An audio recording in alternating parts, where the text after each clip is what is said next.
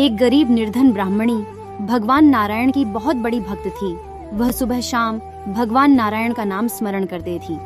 हरे नारायण हरे नारायण हरे नारायण। ब्राह्मणी भोजन का प्रबंध करने के लिए घर घर जाकर भिक्षा मांगा करती थी और प्रत्येक घर में ब्राह्मणी एक ही आवाज लगाती थी, भिक्षम देही भिक्षम देही, कोई है तो कृपया मुझे कुछ खाने के लिए दे दीजिए।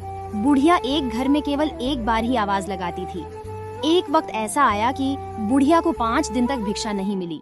बुढ़िया घर घर भटकती रही, भिक्षम देही, कोई है तो मुझे कृपया कुछ खाने के लिए दे दीजिए। चली जा यहाँ से, रोज रोज आ जाती है, तेरे और कोई काम नहीं है क्या? बुढ़िया वहाँ से भी आगे निकल गई, लेकिन किसी ने भिक्षा नहीं दी। अगले दिन जब बुढ़िया भिक्षा मांग रही थी, तभी बुढ़िया एक सेठ के घर गई। बुढ़िया ने आवाज लगाई, भिक्षम देही, कोई है तो कृपया मुझे कुछ खाने के लिए दे दीजिए। ब्राह्मणी की आवाज सुनकर सेठ का लड़का बाहर आया और सेठ के लड़के ने बुढ़िया को खाने के लिए कुछ चने दे दिए। चने को देखकर बुढ़िया बहुत प्रसन्न हुई और भगवान का शुक्रिया अदा करने लगी कि धन्यवाद मेरे प्रभु, जो आज आपने मुझे कुछ खाने के लिए दिया। इतना कहकर बुढ़िया अपने घर की ओर जाने लगी, लेकिन बुढ़िया को नहीं पता था कि भगवान की तो कुछ और ही मर्जी है। बुढ़िया को घर पहुँचते पहुँचते शाम हो गई थी। घर पहुँचकर बुढ़िया ने सोचा कि अब तो रात हो गई है, मैं सुबह ही भगवान को भोग लगाकर ही ये चने खाऊंगी। रात का समय था और बुढ़िया आराम से सो रही थी। तभी बुढ़िया की कुटिया में एक चोर आया और वह चने को कोई कीमती वस्तु समझकर चुराने लगा। चोर की आवाज सुनकर ब्राह्मणी जाग गई और शोर मचाने लगी। चोर के भागने पर ब्राह्मणी भी चोर के पीछे भागने लगी, लेकिन चोर ब्राह्मणी के हाथ से निकल गया था और ब्राह्मणी जोर जोर से रोने लगी।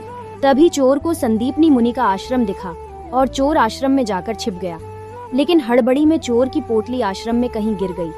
चोर ने उसे बहुत खोजा, लेकिन वह नहीं मिली और सुबह होते ही वह चोर आश्रम से भाग गया। संदीपनी मुनि के आश्रम में ही कृष्ण और सुदामा उन दिनों शिक्षा ग्रहण कर रहे थे। अगले दिन गुरुमाता को आश्रम की सफाई करते समय वह चने की पोटली मिल गई। उधर भूख से व्याकुल ब्राह्मणी को जब पता लगा कि चोर उसके चने चुरा कर ले गया है, तो उसने श्राप दिया कि जो भी उन चनों को खाएगा वह दरिद्र हो जाएगा, उसके पास कभी भी धन लक्ष्मी नहीं होगी। इतना कहकर बुढ़िया रोने लगी और कहने लगी, हरे नारायण हरे नारायण हरे नारायण। फिर कुछ समय बाद गुरु माता ने कृष्ण और सुदामा को अपने पास बुलाया और कहा, सुनो कृष्ण और सुदामा, आज हमारे पास खाना बनाने के लिए पर्याप्त लकड़ी नहीं है, तुम जंगल जाओ और कुछ लकड़ियाँ ले आओ। इतना सुनकर सुदामा और कृष्ण ने कहा, हाँ क्यों नहीं गुरु माता, हम अभी जाकर जंगल से लकड़ियाँ लेकर आते हैं। तभी गुरु माता ने वह चने सुदामा को देते हुए कहा, सुनो सुदामा, ये कुछ चने हैं, भूख लगे तो तुम और कृष्ण दोनों मिल बांट कर खा लेना।